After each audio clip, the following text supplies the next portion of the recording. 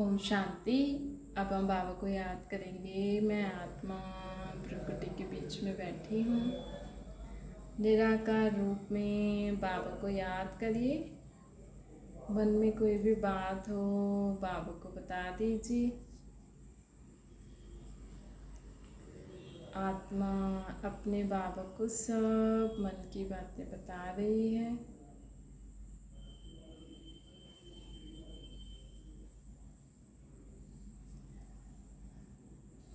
अब संकल्प करिए, मैं आत्मा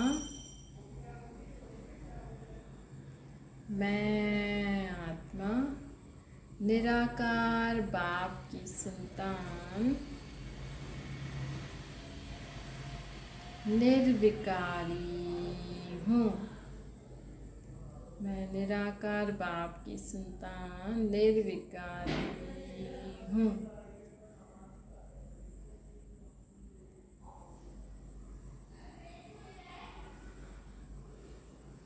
मुझ आत्मा में कोई भी विकार नहीं है। मैं आत्मा निर्विकारी हूँ।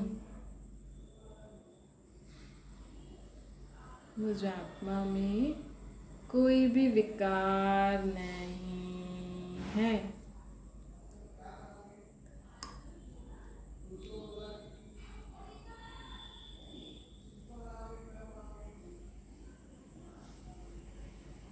मैं आत्मा बाबा को याद करके निर्विकारी बन रही हूँ।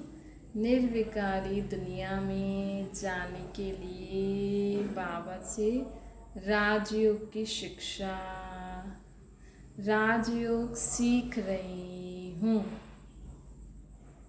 और ज्ञान भी ले रही हूँ।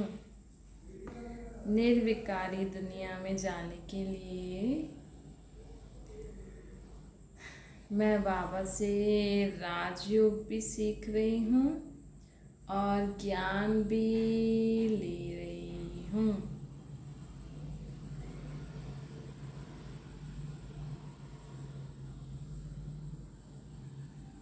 मैं आत्मा निराकारी बाप की संतान निर्विकारी निरअहंकारी हूँ।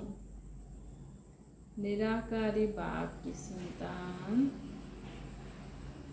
निर्विकारी निरअहंकारी हूँ। मुझ में कोई भी प्रकार का विकार नहीं है। मैं विकारों की अविद्या वाली आत्मा हूँ।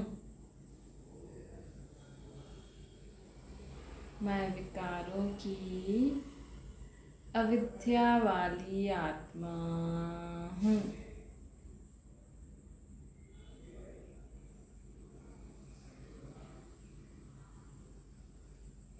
मैं निरअहंकारी आत्मा हूँ। मैं निरअहंकारी आत्मा हूँ।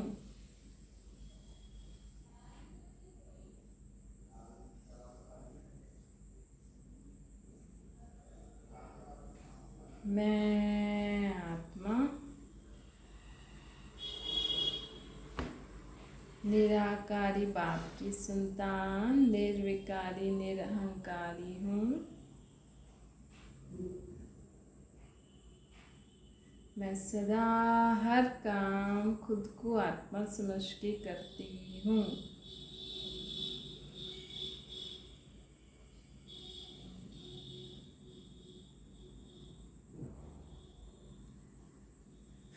मैं आत्मा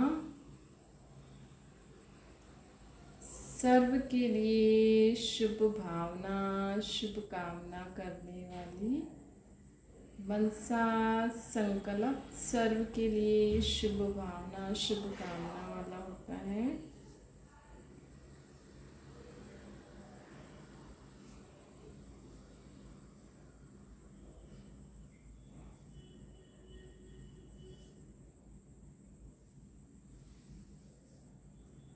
मैं नामन शान से परे हूँ। मैं आत्मा नामन शान से परे हूँ।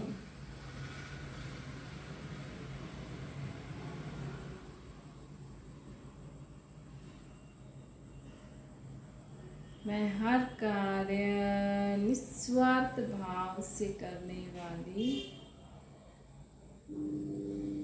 मैं हर कार्य निस्वार्थ भाव से करने वाली हूँ।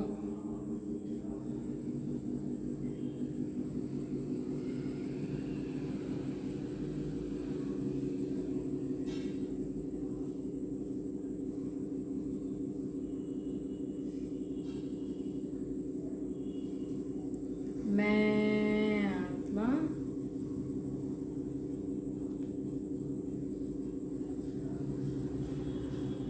सदा प्रसन्न चित्त रहती हूँ, क्योंकि मैं हर कार्य निस्वार्थ भाव से करती हूँ, इसीलिए सदा प्रसन्न चित्त रहती हूँ। कोई भी कार्य करते समय मैं नाम मान शान की इच्छा नहीं रखती हूँ। कोई भी कार्य करते हुए मैं नाम मान शान की इच्छा नहीं रखती हूँ।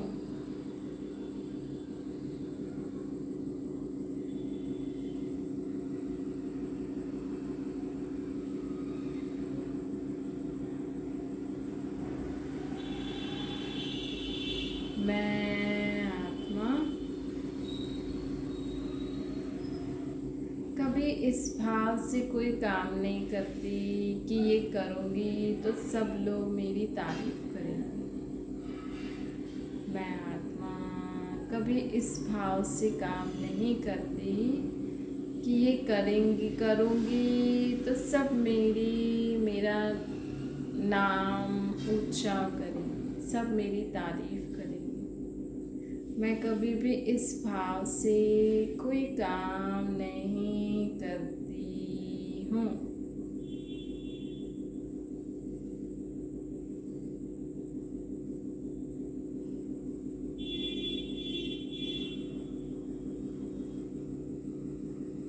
मैं आत्मा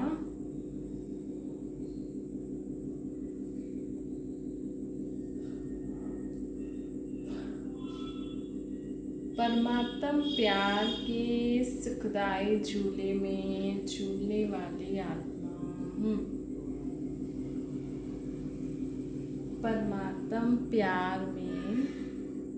परमात्म प्यार के सुखदायी झूले में झूलने वाली आत्मा हूँ।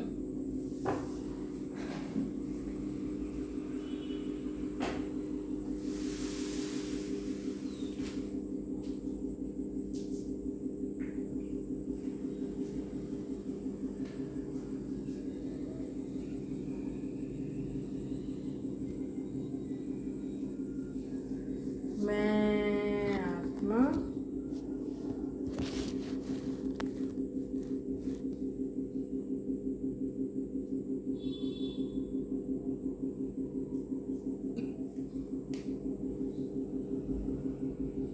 मैं आत्मा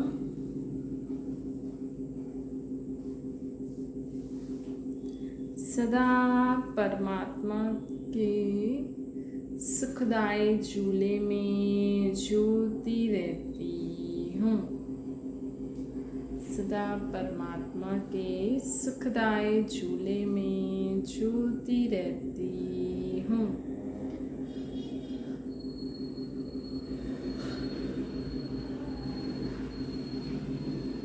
मैं आत्मा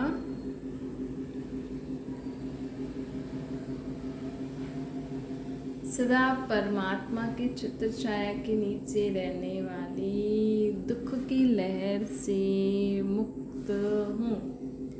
सर्व प्रकार की दुख की लहरों से मुक्त हूँ।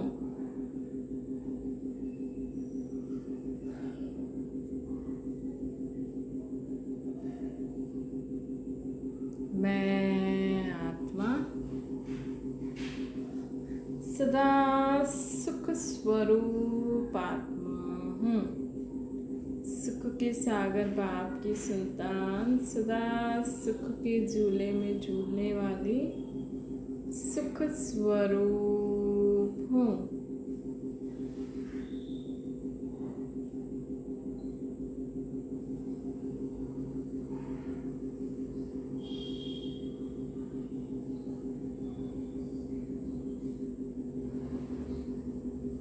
मैं आत्मा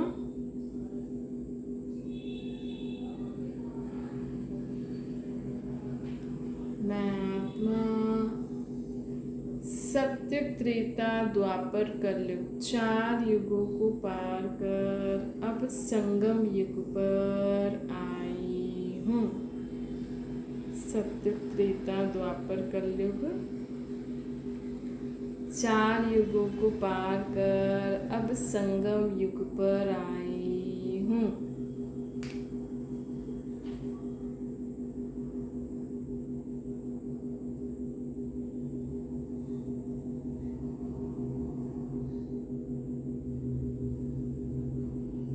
मैं आत्मा निराकार बाप की संतान,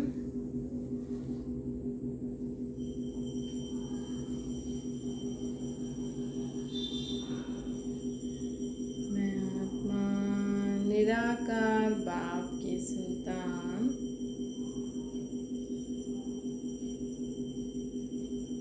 अचल अडोल हूँ। मैं आत्मा सदा अचल अडोल रहने वाली, कभी भी हलचल में न आने वाली आत्मा हूँ।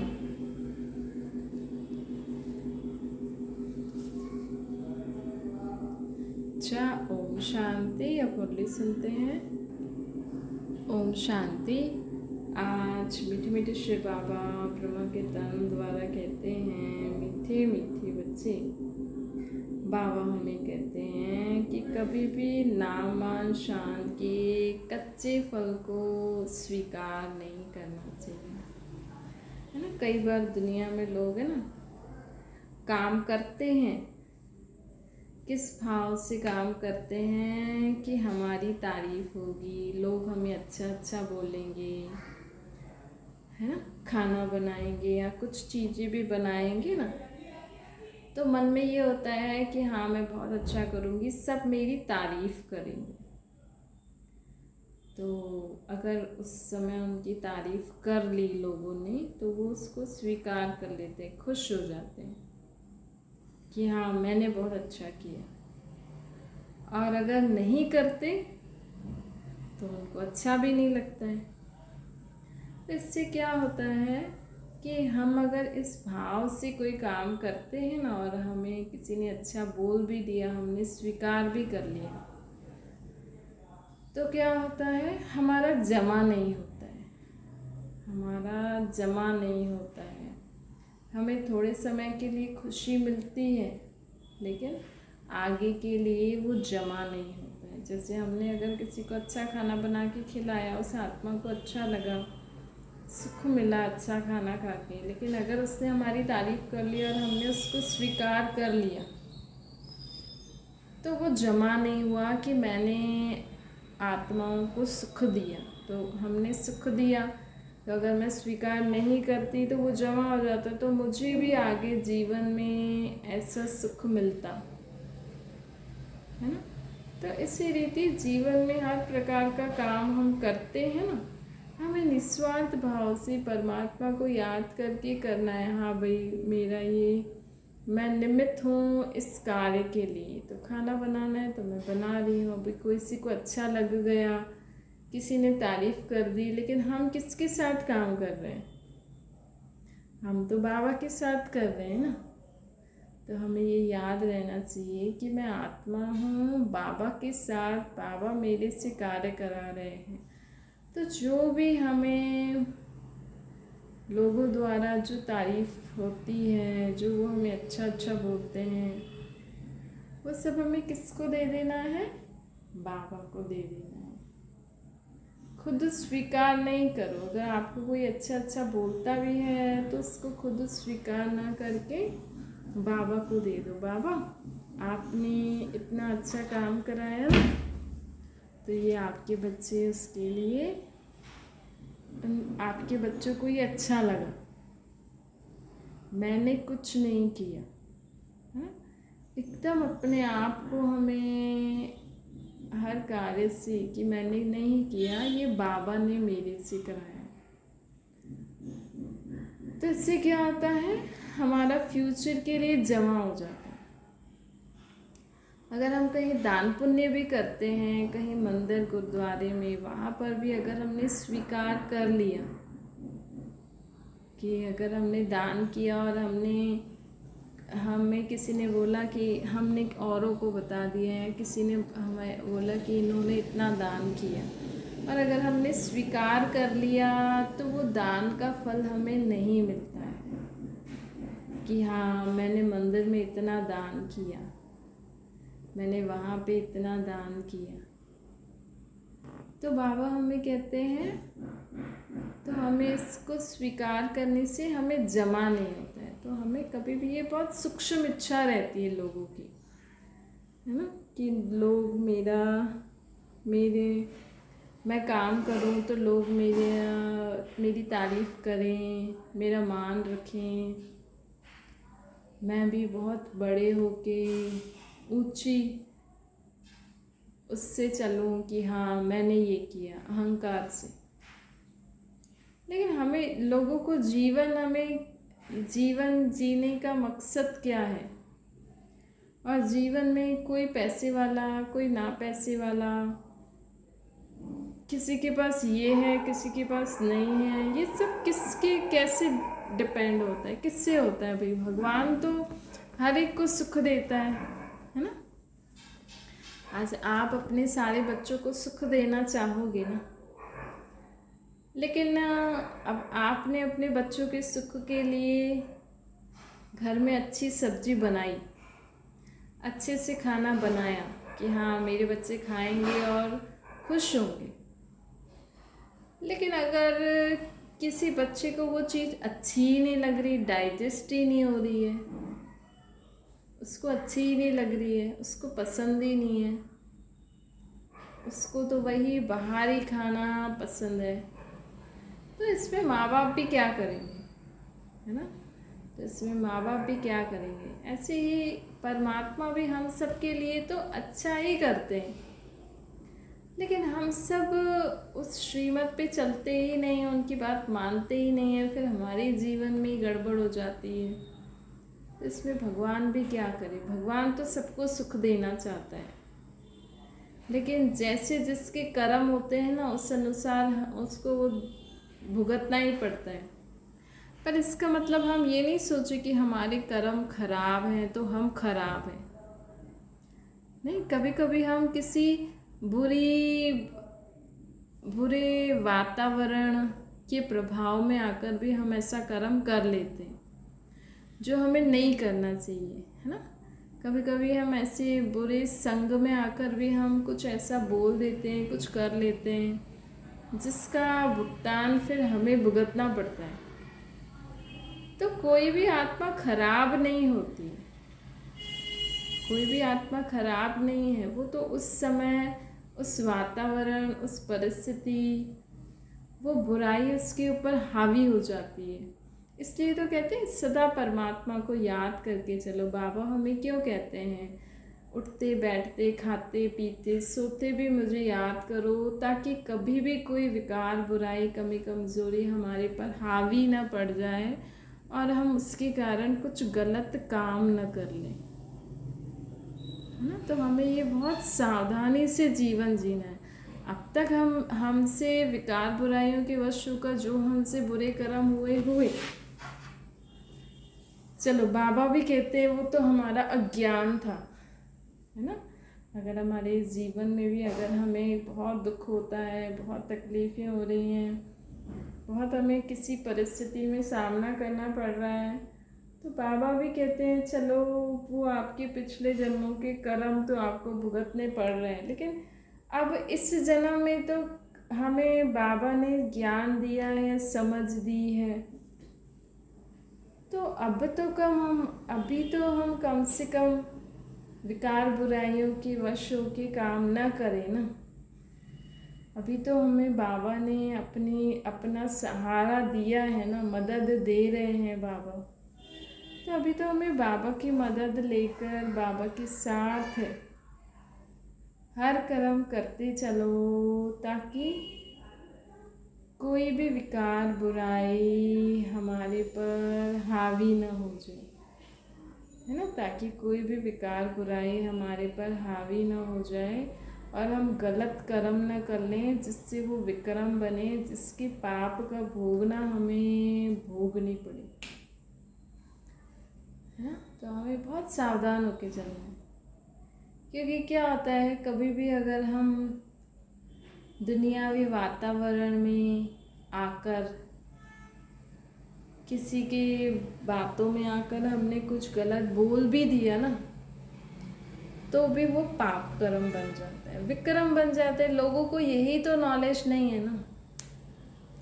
तो परमात्मा हमें यही सिखाते हैं कि आज लोग क्या कर रहे हैं, व्रत जप तीर्थ कर रहे हैं, धार्मिक स्थानों पे जाएंगे, सत्संग आदि करेंगे, नाच गाना करेंगे, भजन कीर्तन गाएंगे, पाठ पूजा करेंगे, है ना। लेकिन फिर भी दुनिया में दुख क्यों है? क्योंकि इससे कर्म नहीं सुधर रहे ना। मेन तो जीवन में सुख शांति भक्ति से थोड़ी आती है भक्ति से। उस समय आपको थोड़ा समय वो माहौल ऐसा होता है कि आपको अच्छा लगता है, लेकिन क्या आप में इतनी शक्ति आई कि आप घर पे आने के बाद आपसे किसी की अनबन ना हो?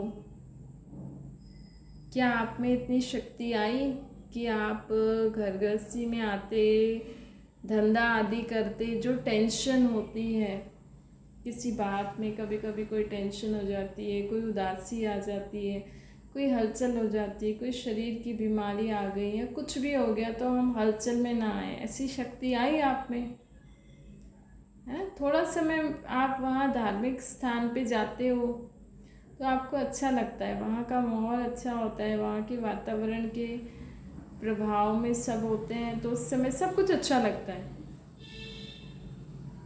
लेकिन उसके बाद जब हम घर गृहस्थी में आते हैं, धंधे में आते हैं, दुनिया में आते हैं, तो वही विकार बुराइयों के वशों के कर्म करने लग जाते हैं।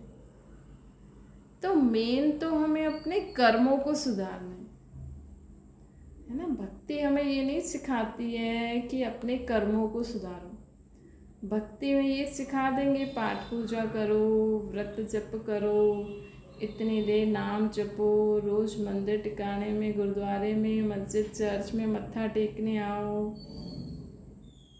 लेकिन आपको भक्ति में कभी कोई ऐसा पूछता है कि आप अपनी कमी कमजोरियों को दान दो, आज से कोई भी विकार बुराइयों के वशों के कर्म नहीं करना? क्या भक्ति में किसी मंदिर, गुरुद्वारे, किसी धार्मिक स्थान में कोई ये प्रॉमिस कराता है कि आज से आप विकारों में नहीं जाओगे, क्रोध नहीं करोगे, है ना। कोई क्रोधी अगर मंदिर में चला जाए तो अगर उसके संबंधी भी बोले पंडित जी से कि इसको बहुत क्रोध आता है, तो वो क्या करेंगे? वो झाड़ फूंक रख देंगे, धागा बांध देंगे। क्या वो उसको अपना बेटा समझ के उसको शक्ति देंगे, उसकी आत्मा को उससे प्रतिज्ञा कराएंगे? नहीं कराएंगे। वो तो बस उसको धागा आदि और ही बता देंगे, ये अंगूठी पहन लो, नहीं ये पूजा करा लो, पैसे मिल गए, है ना।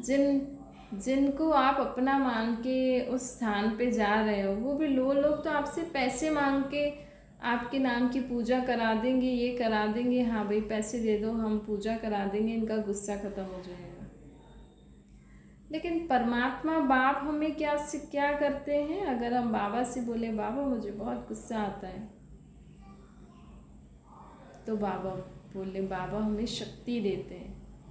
बाबा बोलेंगे बेटा आप शांत आत्मा हो, ये अभ्यास करो। वो हमें शक्ति भी देंगे, वो हमें ऐसे सिखाएंगे भी कि आप शांत आत्मा हो। तो देखो कहाँ परमात्मा एक बाप के संबंध में, एक टीचर के संबंध में हमें शिक्षा देते हैं। बाप के संबंध में हमें पालना देंगे, हमें मदद करेंगे, है ना। टीचर के संबंध में हमें शिक्षा देंगे, सतगुरु के संबंध में हमें वरदान भी देंगे कि आप शांत आत्मा हो। हमसे पैसे लेते हैं कभी बाबा? ये तो अगर आप चलो बाबा के घर में अगर देते भी हो तो उन पैसों से आपके लिए ही सुविधाएं होती है ना, है। कहाँ भी जाके हम सुनते हैं तो वहाँ पे पैसे, मकान अगर अपना नहीं हो तो देने पड़ते हैं ना। वहाँ पे हम सुन रहे हैं बाबा का ज्ञान रोज आए दिन, अगर हमें भोग आदि मिल रहा है तो उसके लिए तो पैसे कहाँ से आएंगे? नहीं।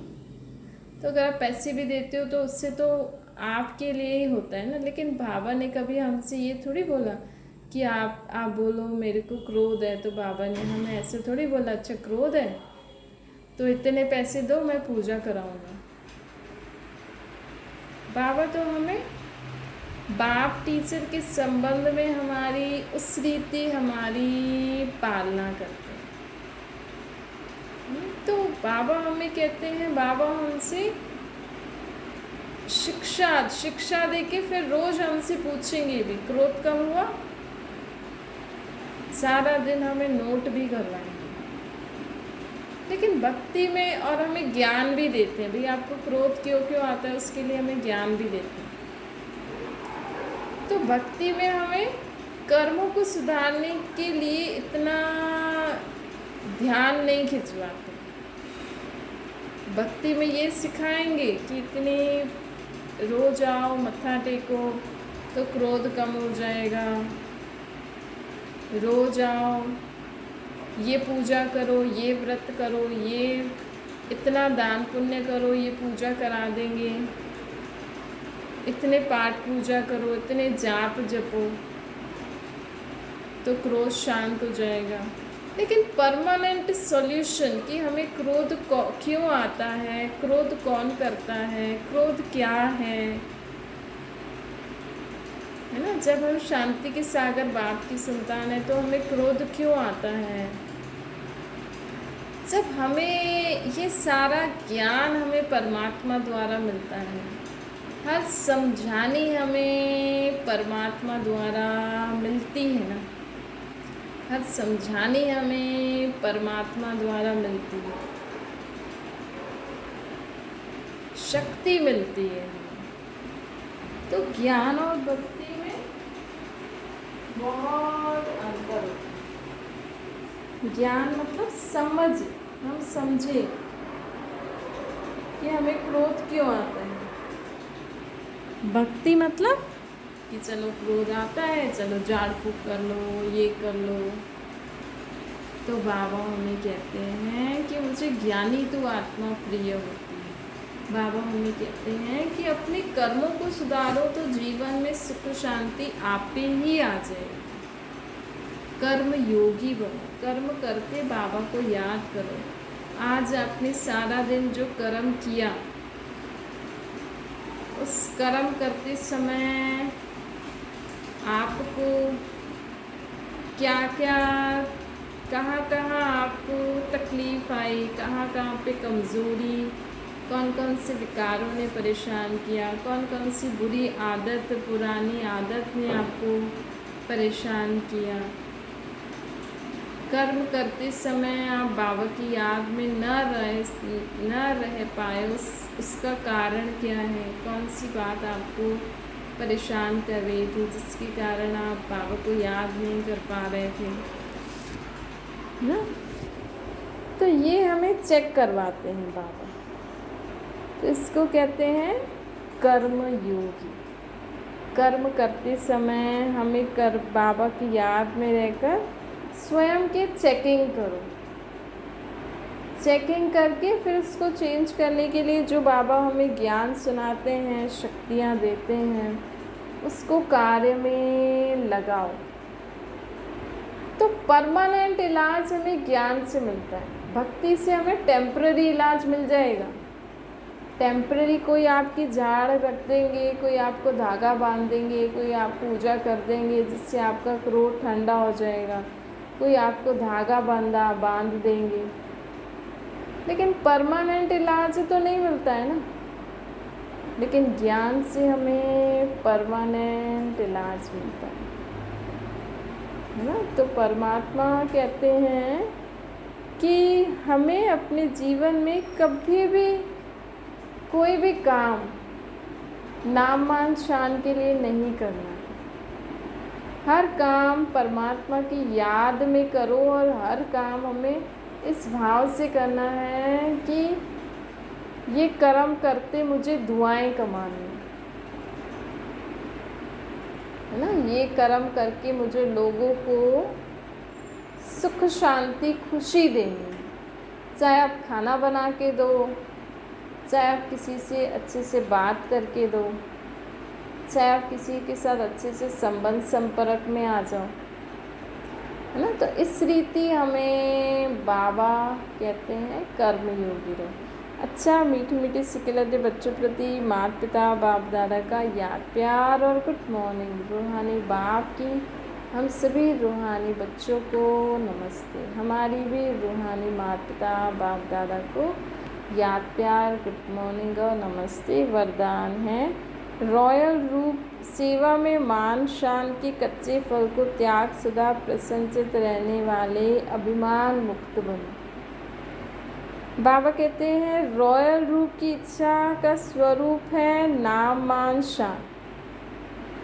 जो नाम के पीछे सेवा करते हैं ना, उनका नाम अल्पकाल के लिए हो जाता है ना। अगर कोई नाम के लिए सेवा कर रहे हैं कि हाँ मैं ये करूँ तो मेरी सब तारीफ़ करेंगे, तो आपको थोड़ा समय के लिए वो भी प्राप्त हो जाएगा, लेकिन उससे आपका जमा नहीं होगा ना, आपका जमा नहीं होगा। तो बाबा हमें कहते हैं जमा नहीं होगा। दूसरा, अगर हमें किसी ने बोल दिया आपने बहुत अच्छा काम किया है, हमें प्रसन्नता भी होगी, फिर हमें अभिमान भी आ जाता है कि अरे मैंने तो बहुत अच्छा काम किया, देखो मेरे को तो इतनी तारीफ़ मिल गई, फिर हमें अभिमान भी आ जाता है। तो इसीलिए बाबा हमें कहते हैं अभिमान मुक्त रहो, सदा प्रसन्न रहो। उसके लिए अल्पकाल के नाम मान शान को त्याग करो। अभिमान सदा प्रसन्न रहने के लिए, अभिमान मुक्त रहने के लिए नाम मान शान का त्याग करो। ये नाम मान शान को स्वीकार करना, ये क्या हो गया, कच्चा फल खा लिया। और अगर हमने कुछ अच्छा कर्म किया, हम सोचे कि मैंने बाबा की याद में ये कर्म किया, मैंने तो बाबा की याद में खाना बनाया, अगर किसी को अच्छा भी लग गया, हमारी किसी ने तारीफ़ भी कर ली, तो हमने बाबा को दे दिया, बाबा आपके बच्चे आपकी तारीफ़ कर रहे हैं, है ना, बाबा को अर्पण कर दिया, तो हमें अभिमान आएगा नहीं, तो बाबा हमें कहते हैं क्योंकि हमने बाबा को दे दिया तो वो जमा हो गए। स्लोगन है परमात्म प्यार की सुखदाई झूले में झूलो तो दुख की लहर नहीं आएगी। परमात्म प्यार के सुखदाई झूले में झूलो।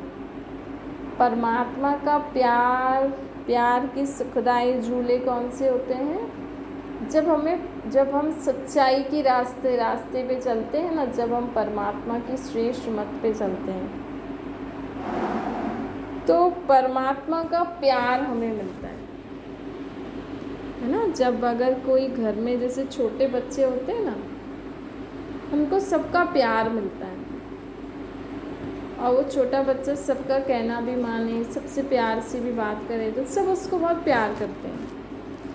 तो उसको बहुत वो खुशी में ऐसे खेलता रहता है, जैसे तो बिना झूले के भी वो झूल ही रहा है जीवन में। झूल रहा है मतलब जैसे झूले में इधर उधर करते हैं ना, ऐसे जिसके पास जाएगा उसको उस द्वारा खुशी खुशी सुखी सुख मिलेगा। ऐसे ही अगर हम परमात्मा की श्रेष्ठ श्रीमत पे चलते हैं ना, तो हमें अपने जीवन में सदा सुख ही सुख मिलता है। एक सुख, दूसरा सुख, तीसरा सुख, मतलब भले हमें चीज़ों से, संबंधों से सुख ना मिले, लेकिन अतीन्द्रिय सुख मिलता रहता है। तो उस झूले में झूलते रहेंगे ना, तो हमें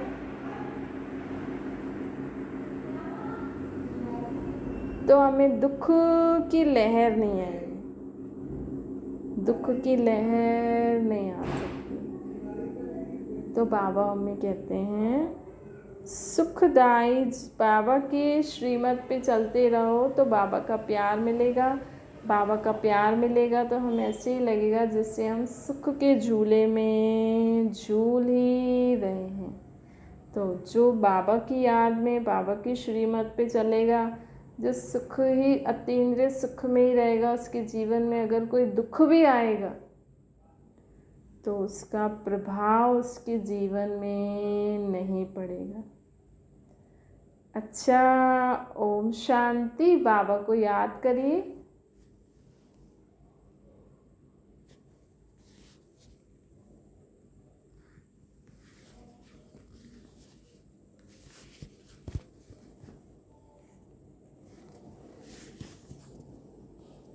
ओम शांति।